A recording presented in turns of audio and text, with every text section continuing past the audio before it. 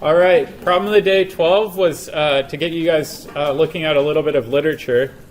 And at the end of lecture on Thursday, I said that you don't typically see acid bromides and acid iodides because they're very, very reactive. They're quite unstable.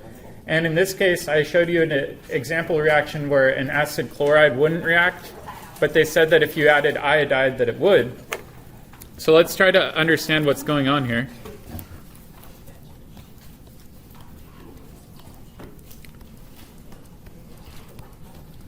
So if we have our acid chloride and we add iodide,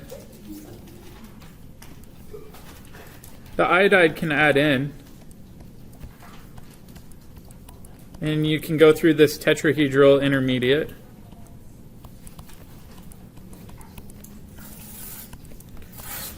And this can clamp down,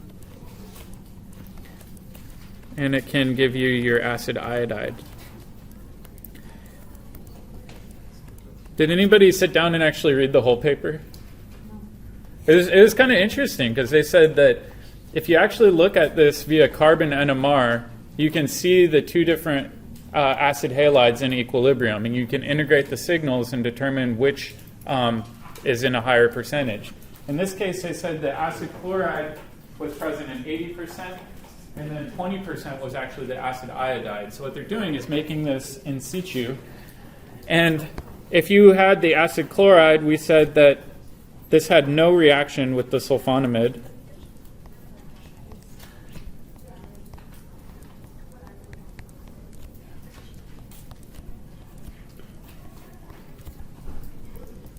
And that's because the acid chloride isn't electrophilic enough. But the acid iodide is. That carbon-iodine bond is incredibly weak.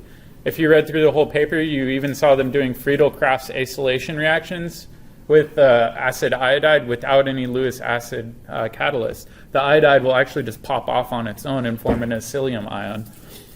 All right, so the next part, we can show the nucleophilic attack by our sulfonamide.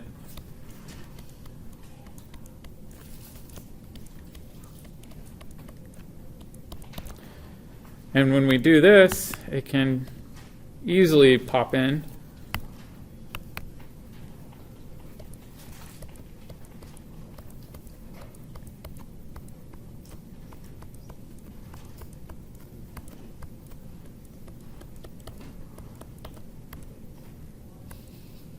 So we've got oxygen here, we've got iodine here, and we've got our phenyl group. And then the next step is just kicking down, jolting off our iodine.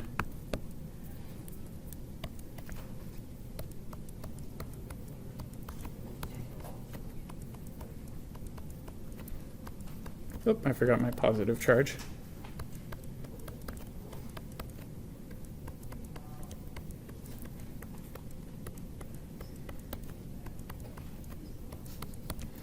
And our final product will just be our generic base. Typically, these reactions involve a workup, so we can show deprotonation using any counter cation or a counter anion, or just assume that it's deprotonated during your aqueous workup. And the reason why I liked this was it involved sophomore level organic chemistry, and yet this was published in 2013. It shows that there is still a lot of chemistry out there left to be discovered, and it's a really simple, elegant solution for a problem, right? Just throwing in a little bit of iodide, it makes sense that it would work, but nobody had bothered investigating it before. We used to always joke that the British are really good at simplifying things, and the Japanese are really good at overcomplicating things. Because if you look at Japanese papers, oftentimes they have crazy catalysts and things like that, where it's like, oh, just put in iodide, it'll work. So it's kind of a unique, simple solution to this problem. All right. Would that be like a Nobel Prize? No, this would not be a Nobel Prize winning reaction, unfortunately. I wish it would. Then maybe I could win an award. All right, so now let's go back to chapter 21. And we're going to continue on talking about acid anhydrides. So last Thursday we did acid chlorides. Now we're kind of going down the reactivity list, and acid anhydrides are a little less reactive.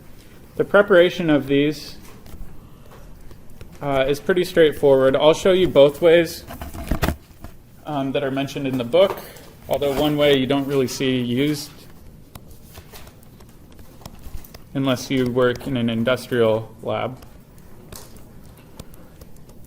So if you take acetic acid, you can make acetic anhydride directly, but you have to do this at the astonishingly high temperature of 800 degrees Celsius. So if you're working in a research lab, you are never ever going to see this reaction. You would have to do this in a very, very hot pressurized vessel. So this reaction is harsh, and it only works well with acetic acid.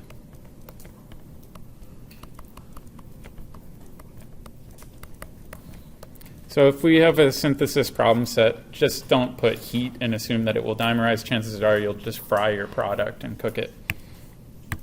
All right, so that's method one. What do you think another method would be to make an acid anhydride? I'll give you a hint. Think about what we talked about on Thursday. It was the most reactive derivative. The most reactive carboxylic acid derivative. Yeah, acid chlorides, right? So we could interconvert from the acid chlorides that we talked about on Thursday all the way to an acid anhydride. And what reagent would we need? Purity.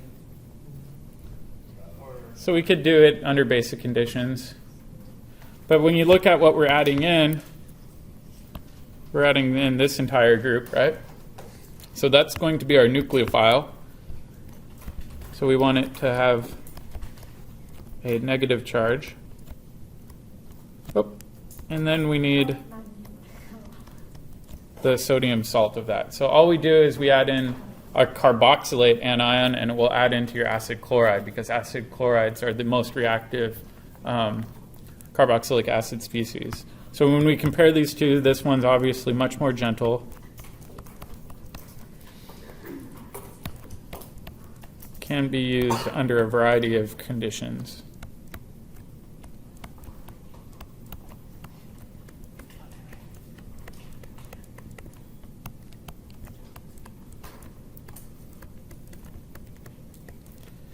Also, the nice thing with our second preparation method is you can make unsymmetric anhydrides, where with the top one, you can only make a symmetric anhydride. So if you want that R group to be different than a methyl group, you can do it using this method. All right, the mechanism for this is really straightforward.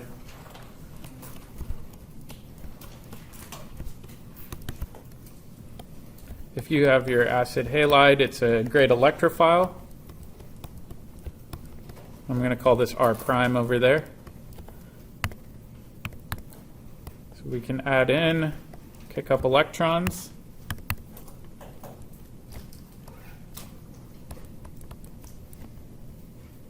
Oop, sorry. Got O negative, Cl. And then we can kick off our chlorine. Why doesn't it just kick the anhydride back off? Exactly. So we're just comparing which one's the better leaving group. And in this case, chlorine's the better leaving group, which will drive the reaction to the right instead of back to the left. So it's just a simple nucleophilic acyl substitution. Not too bad. All right. So that's really it for preparing anhydrides. There's not many methods available for making them. Really, that second method is all we have. But they are useful intermediates. Oh, man. So let's make a reaction map again, kind of like we did with our acid chlorides.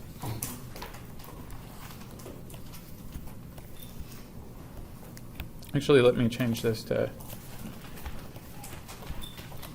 just acetic acid, and then we'll show acetic anhydride in the middle. What are our two ways of going from our carboxylic acid to our anhydride?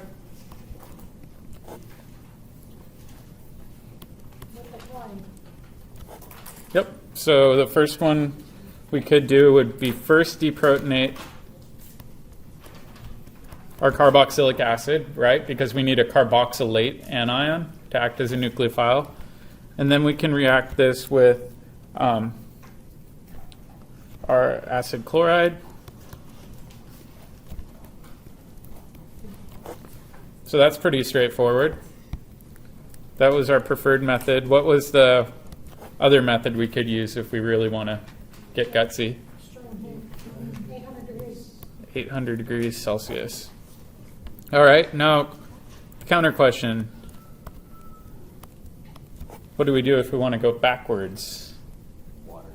Yeah, just water, right? Because anhydrides are pretty good at doing electrophilic substitution. So in this case, we can just add water and go in the reverse direction. So you could do this under basic or acidic conditions. Either one will work. All right. What about if we want to go to an ester? What can we add?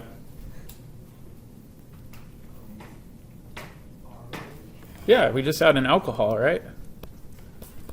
Because we've got such a good leaving group on there that an alcohol will displace it.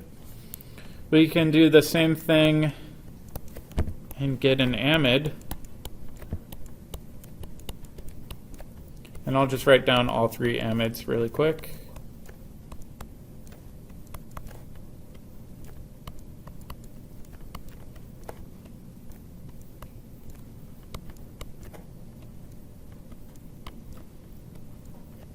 All right, so the first one we just need ammonia. Second one we need a primary amine. And third one we need a secondary amine. And in each of these cases we need excess, right?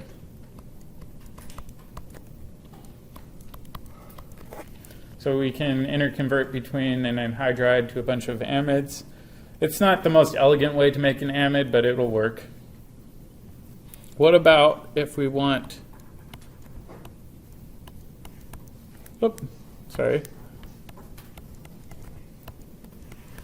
to go straight to our alcohol?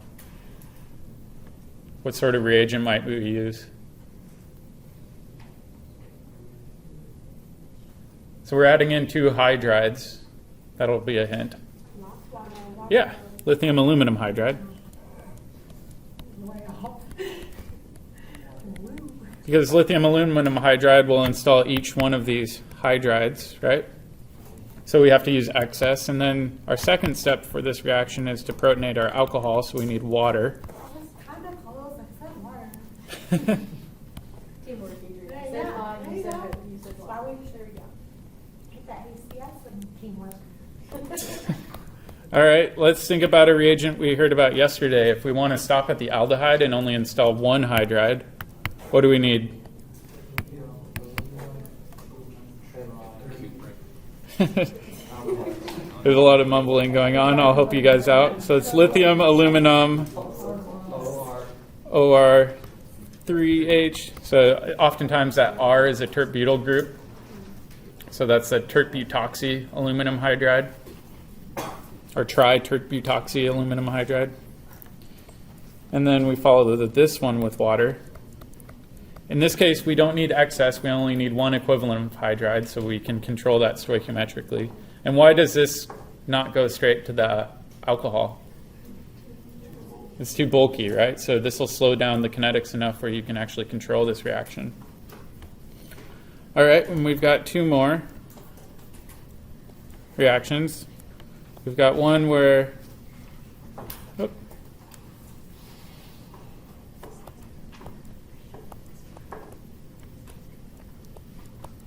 you can go to your tertiary alcohol instead of your primary alcohol. And what reagents would we need?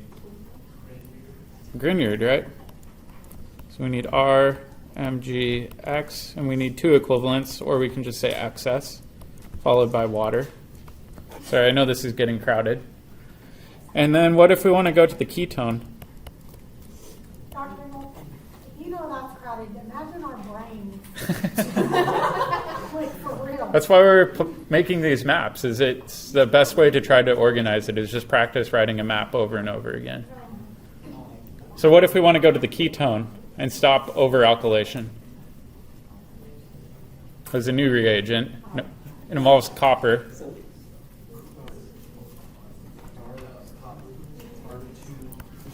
So the copper lithium alkyl reagent. And we can stop directly at the ketone. So again, we've got a variety of different mapping directions we can go out from here. So we'll go back and try to practice using these in synthesis problems. I know it's a ton of information to memorize, which is why we're going through this chapter a little bit more slowly. All right, let's go back really quick to what these are used for, primarily.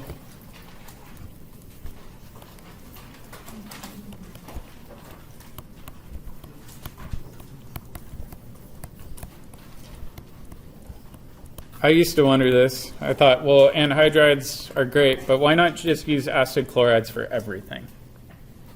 And the reality is acid chlorides are really reactive, and sometimes you just don't need them, so you can do simple reactions. And I've got a couple good examples. This was one I did with my Gen Chem students last year. We made them do some organic chemistry to make them good human beings.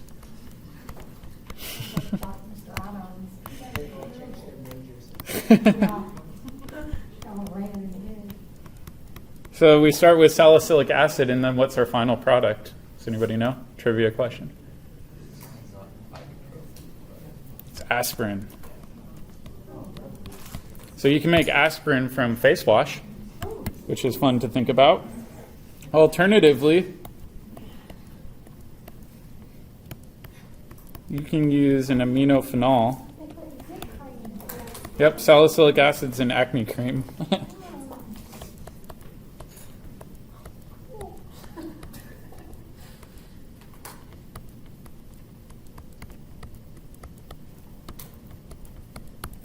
Or you can use this to make Tylenol. And so the key component of these reactions is you install an acyl group.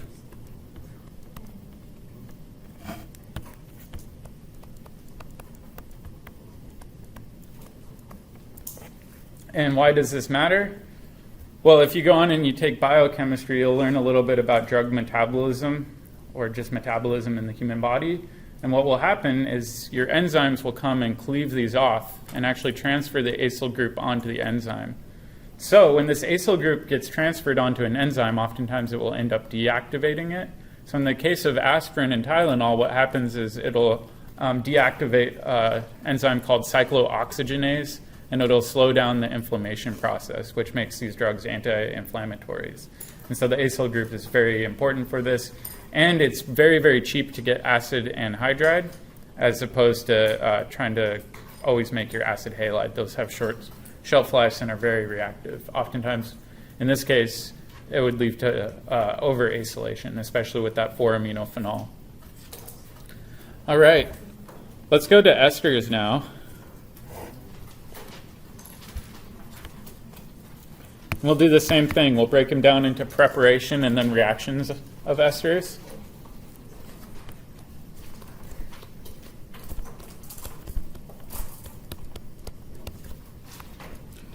So the first one I'll show you is from an acid chloride.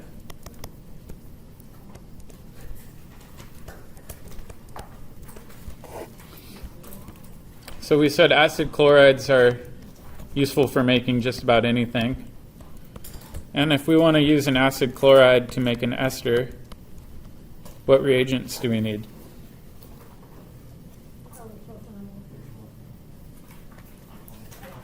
An alcohol, right?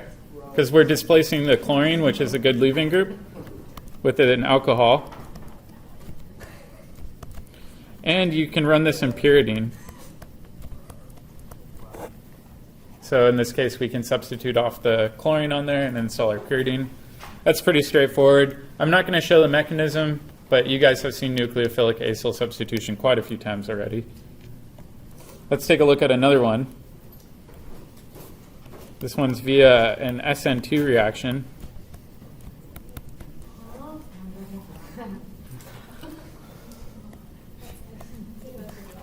Yeah, did you guys all forget about SN2? So if we have our carboxylic acid, we can form a sodium salt. And so in this case, all you need is sodium hydroxide.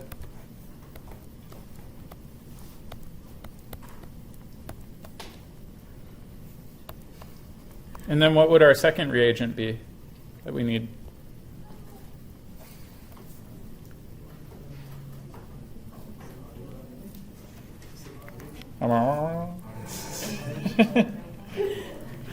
I'm not hearing anybody clearly. So we just made a nucleophile, right? It's got a negative charge, so we need an electrophile. Exactly. So if we've got a nucleophile, all we need is an electrophile, and we can kick that off, and we can do a SN2 substitution. So in this case, SN2 rules still apply, right? Can we have a tertiary alkyl halide? No.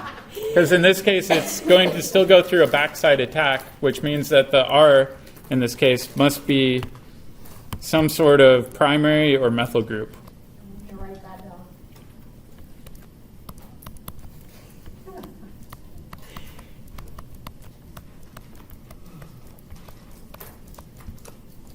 If it's a tertiary carbon, that backside attack won't occur very reasonably. All right, so those are two methods. The other method we've seen in one of our previous problems of the day, and this was called the Fischer Esterification.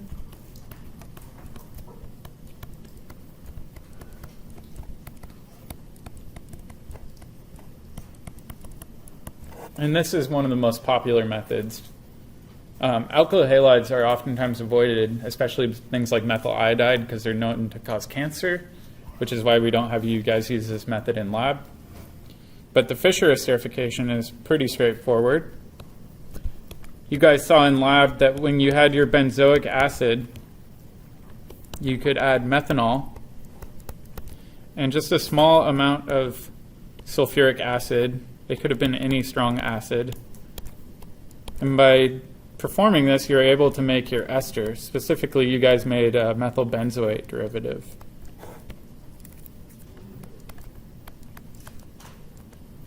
And these are under equilibrium conditions, and we said that you can control the equilibrium by adding in a ton of your starting material.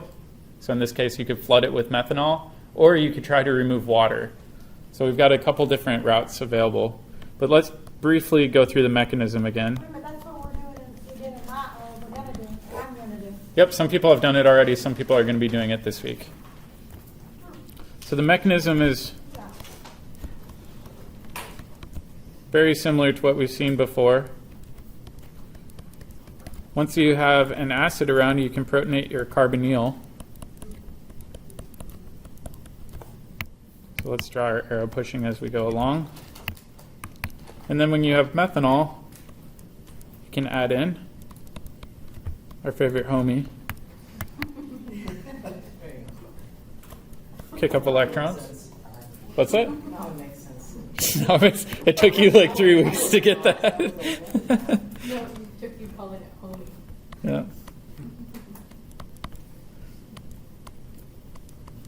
Even I got it. All right. So we've got our protonated alcohol in there. We can show a deprotonation using some more alcohol.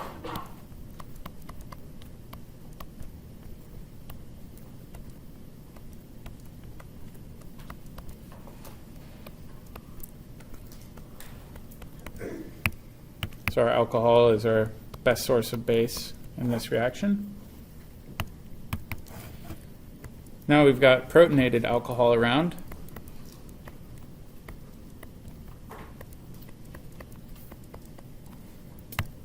And one of these alcohols can grab a proton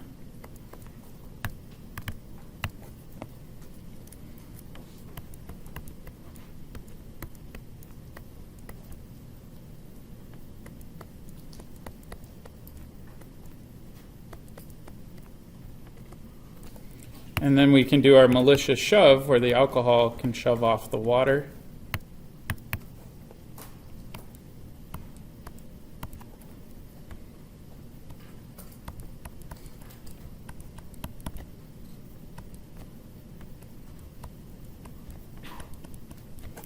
We're not quite done yet. We've got water that can come and grab our proton, clamp down, and we can get to our final product.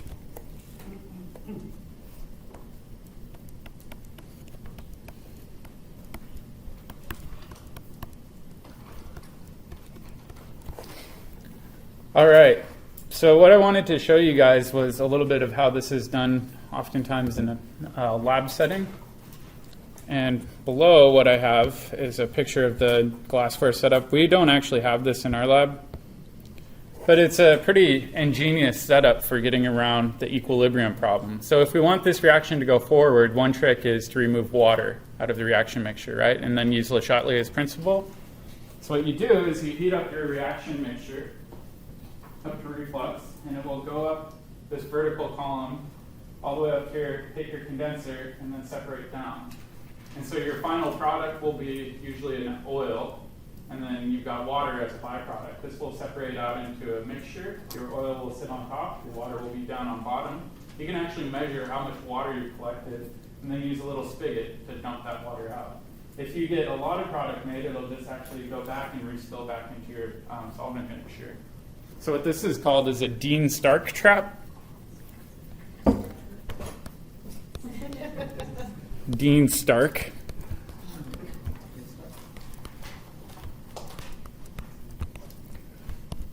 And this is used to remove the water byproduct.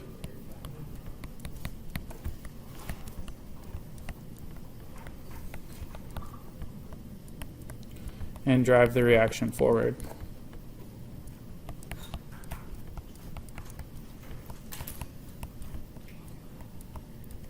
This is used in some circumstances. Oftentimes you can just do a distillation of your product if your product is very volatile, and you can distill off your product. When we get to our esters lab, we'll talk a little bit more about the Fischer Esterification, but oftentimes these compounds are super, super fragrant, and you guys will find that out in a couple weeks. What if we want to go straight back to our carboxylic acid? Yeah, exactly. This reaction is incredibly reversible, so if we want to go from our ester back to our carboxylic acid, all we do is add in a little bit of acid and a bunch of water and try to remove the alcohol. So you can push this reaction in either direction, which is pretty handy. So now let's take a look at the reactions for esters, and that was our first one.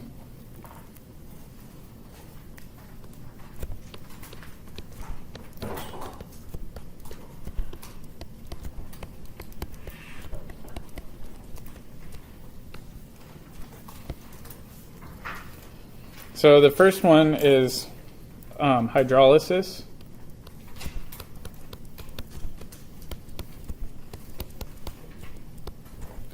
And I'll say specifically an acidic hydrolysis. And we said if we have an ester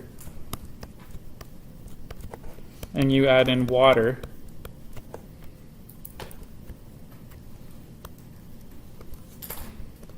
and an acid catalyst, you can drive this reaction in the reverse direction and get your carboxylic acid plus your alcohol out.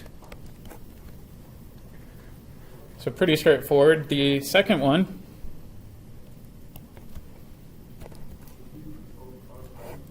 yes, that alcohol should be R prime. The second one is the exact same concept.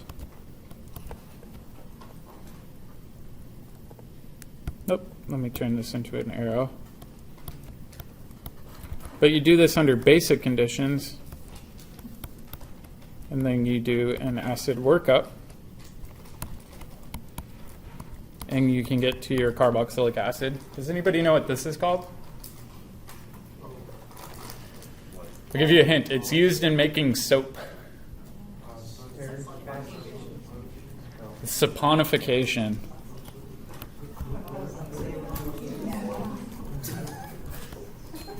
And so its name comes because this is the most common process for making soap. And so I'll show you guys really quick what's going on when we make soap. And I'm going to shorthand this.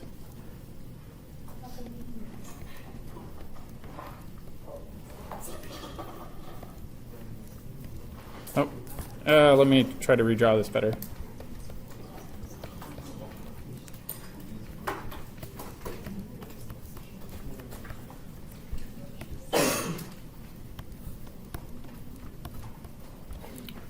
So anytime you have a triglyceride fat, you can react this with a bunch of sodium hydroxide.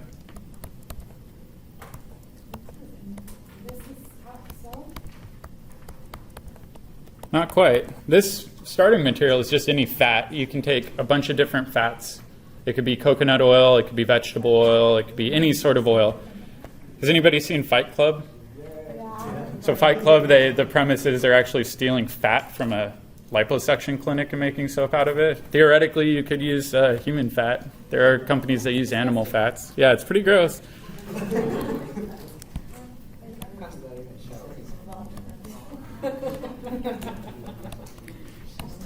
And then the actual soap is a carboxylate. And carboxylates are really great at being soaps because what you have is you've got a water-soluble portion.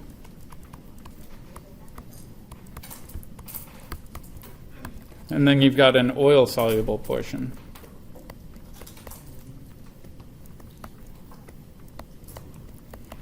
And so what happens is these will form micelles, where if you've got an oil particle, the big greasy chain will stick closer to it, and the carboxylate group will stick out into the water, and you'll encapsulate oil droplets, and that's what we use for washing our hands. The other interesting thing, I'm going to go off on a slight movie tangent. If you do watch Fight Club, I'm going to give away part of the ending, but they blow up a building. And I didn't even process this at the end, but if you take this,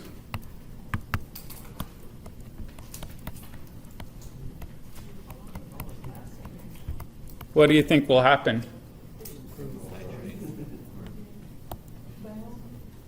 I guess it goes to boom at some point.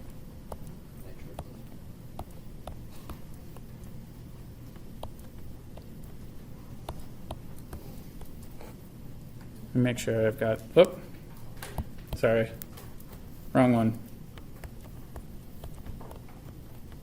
NO2, O, NO2. And so I've seen Fight Club quite a few different times, but I didn't realize that their whole plot of annihilation and destruction around soap making was because the byproduct of soap can be made into nitroglycerin, which is used in bomb making. So, fun trivia fact, if you're watching Fight Club, you can be like, I learned this in organic chemistry. I know what they're doing. All right, we'll actually make soap out of nutmeg in one of our upcoming labs, but this is an example of saponification. So we're going to be using some oils from nutmeg. All right, so that's our saponification mechanism. Is that why we want us to use to make soap? Most people don't make soap in order to make nitroglycerin. At least I hope not. No. It's because you said like you didn't get to go for that. No, we are going to make soap in lab. You guys just can't take it home. I was going to try to turn our soap making into a Mother's Day project, but that kind of got nixed. I've done it in the past. It's pretty cool. All right, so that was problem 2. Or method 2. Let's do method 3. This is aminolysis.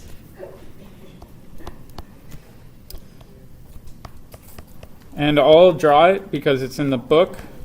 But one thing I will say is you really never see this done.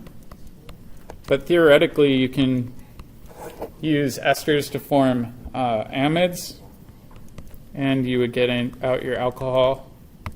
But the problem with this is that it's slow and it's not commonly used.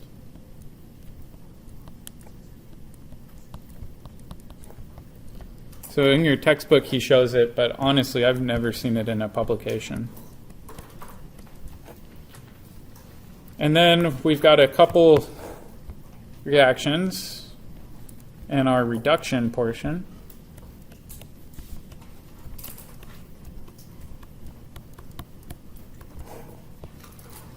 So let's say we have an ester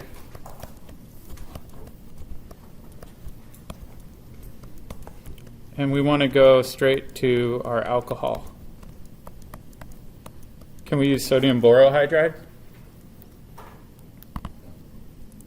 Why not? It's not reactive enough. What reagent do we need? Yeah, we need LAH, and we need it in excess. And that's because esters aren't the greatest electrophiles. And then we react this with water, and we can get to our primary alcohol. There's a trick, too, for stopping at the aldehyde. With LAH, we can't stop at the aldehyde very easily, but there's a different reagent. It's called dibal-H. So DIBAL-H.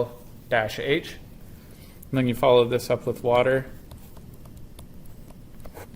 And this is able to install a hydride, and you can stop directly at the aldehyde. So let's take a look at what dibal is.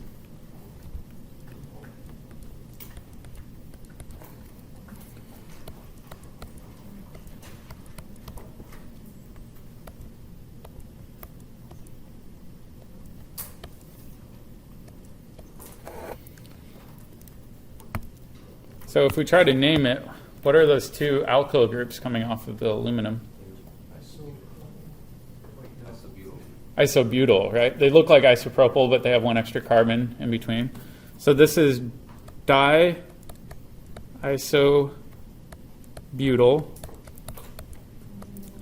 aluminum hydride.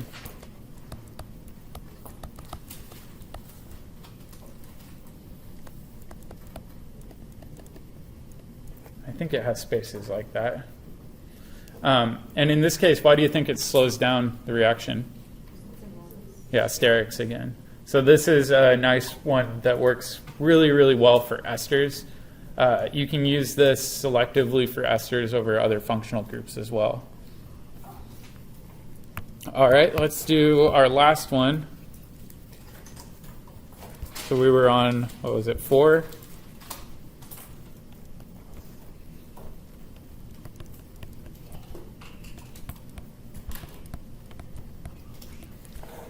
With Grignard reagents.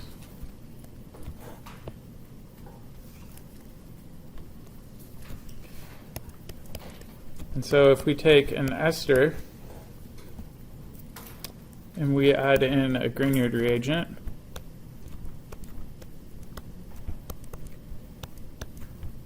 specifically in excess, and then followed up with water,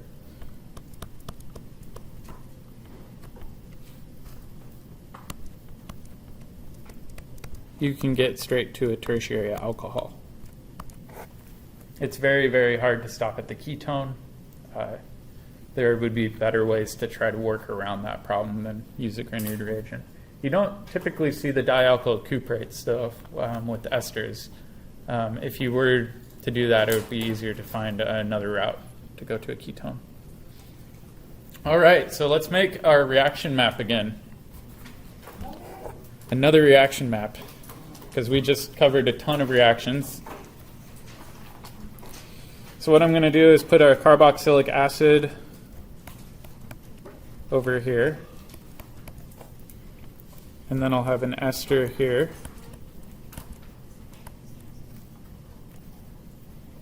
And I'm just going to arbitrarily choose a methyl ester.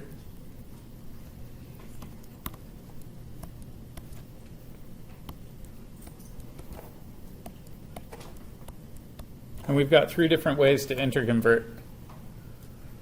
We saw 2 ways. The first one we saw was if you add in catalytic acid and methanol and you remove water, So that was our acid catalyzed Fischer esterification. The other way that we saw was our SN2 preparation. So first we need to make our carboxylate. So we just need a base. And then we need methyl iodide. So methyl iodide is carcinogen, which is why we prefer to do the esterification in lab. The next one is a little bit roundabout, but how can we interconvert? We could convert the acid into something more reactive, maybe like an acid halide. So what would the first step be if we wanted to do that? Yeah, thionyl chloride. So we can first make our acid chloride, and then we can take methanol, and we can run this reaction in pyridine. So it's a little roundabout, but you could theoretically do that route as well. All right, so those are our 3 preparation reactions that work well. You could also go through the anhydride too if you wanted to be super thorough. And then we've got a variety of different reactions of esters.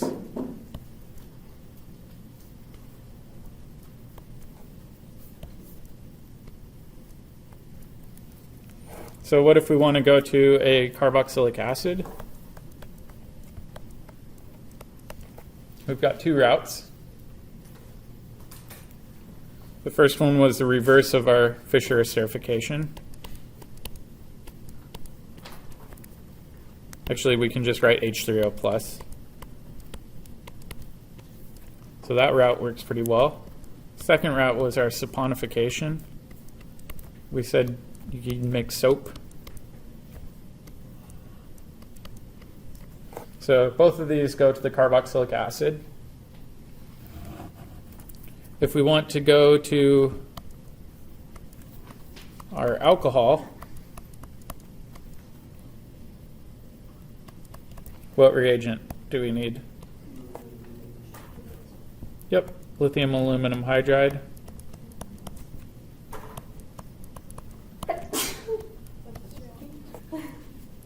And then we add water. If we want to go to our aldehyde, what was that new reagent? Yeah, diol.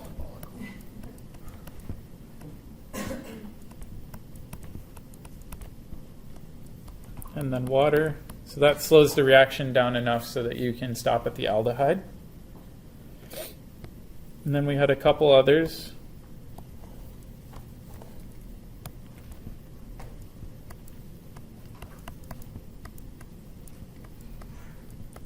If we want to go to our tertiary alcohol, what can we do? Yeah, exactly. Followed by water.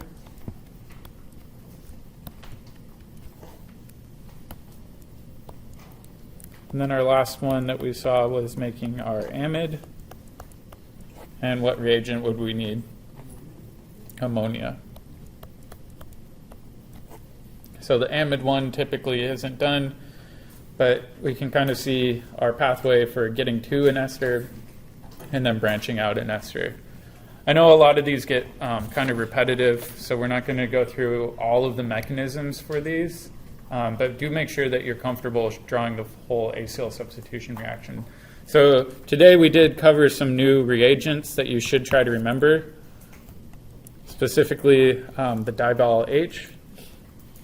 And then I do want you guys to be able to draw the Fischer esterification, both forwards and backwards. Those are really important new reactions that we've covered today. All right. We're actually getting through these lectures pretty quickly, and I don't want to move on to the next one. The problem of the day that's due tomorrow will involve some reactions that we covered last term, as well as some chemistry that we just covered today. So you may want to go back and look through your chapter 20 notes and see if you can find a way of adding on an oxygen, because your final product has 2 oxygens in it. All right, I'll see you guys either in lab or tomorrow.